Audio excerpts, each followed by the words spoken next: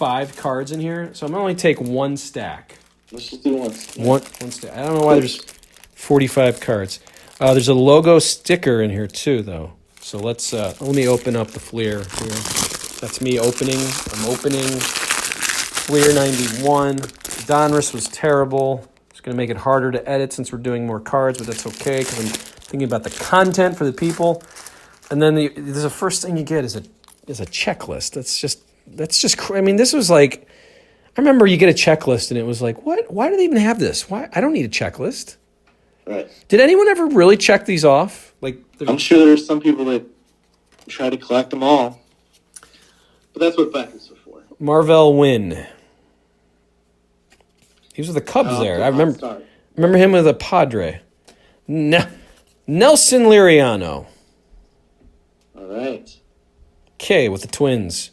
Jim Leyritz. He got in some trouble, I think, right? This is maybe a rookie. Yeah, he was a Mitchell Report guy, right? Yeah, but he did some other weird stuff. Allegedly? Yeah, really? Yeah. Okay, here we go. I remember this being a big deal. I don't know if this card's worth anything because I got into this argument about this guy about 6, maybe 9 months ago, showing Ben McDonald. He was the number one overall draft choice of the Orioles, I think, in 1989. And the argument was, I said he was kind of a flop. And the person arguing with me is like, no, he had a pretty good career. And he had an okay career, but for a number one overall draft choice, I was expecting.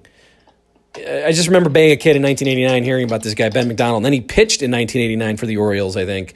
So like they fast-tracked him. I don't know if you have his numbers there. I don't know if that's what you're looking at, but no. It doesn't matter. Jerry Brown, former governor of... Brown with me. With California. Chili Davis with the Angels. I was a Chili Davis fan. He called St. Louis a cow town. Can't be a fan of Chili Davis. Yes. That Giants team got broken up pretty fast, too, because Chili Davis was on the 87 Giants and then was on the 88 Angels. He's an Angel here in this card from 1991. And Jeffrey Leonard went to the Brewers, so they had pretty much... But then they went to the playoffs. They basically replaced it with Kevin Mitchell, which worked out pretty damn good for them, and they went to the World Series in 1989. Doug Jennings, an A, probably a Tony La Russa favorite, but not much going on there. Here we go, rookie. The Joe McNeely of that era. Not a rookie, but this is a Hall of Famer, Tom Glavine. And he's sliding. That's awesome. Why? I like the show him in his element. You know, Chicks Dig Log Ball. That's one of my favorite commercials ever, where you take these Hall of Fame pitchers and try to show them in their other aspects. Tom Glavine, hell of an athlete, drafted into the NHL as well, I believe. He's sliding into home, but I will say that is a picture perfect slide. That's his form that you would show to any kid. Get that leg underneath, tuck, get those two arms out so they don't break. He looks like Steve Avery in this picture, though, so I'm curious if that's actually Steve Avery, but I'll do some research on that. It's Tom Glavine. Steve Avery's bigger. Alejandro Pena. This guy, I remember him in the 80s. He hit through hard. Pena's not him. Alejandro Pena. Gave up the game-winning hit. I just watched last night. You ever get a YouTube hole and you start watching old baseball games that shouldn't? I watched the Jack Morris-Smoltz game.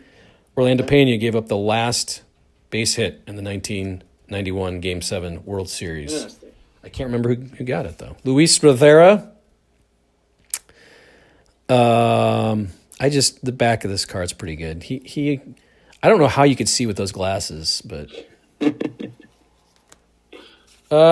going to have to do Leaf Studio next time. Mark Williamson. This guy was a pitcher for the Orioles. We'll move on.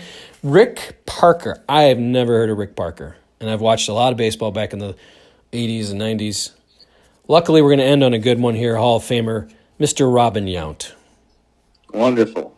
Weird. He started out as a shortstop, then out to the outfield. Not many players made that move. Well, the baseball card thing was a flop, but the 28 thing was good. So we're 1 for 3. Can't win them all. Just to talk about the outfield thing, do you remember that Craig Biggio was playing left field in 2004 for the Astros? I sort of forgot that, but again, I was in a YouTube hole watching Game 6 of the 04. Sometimes he played center field because there's footage of him running up that hill. It's just weird.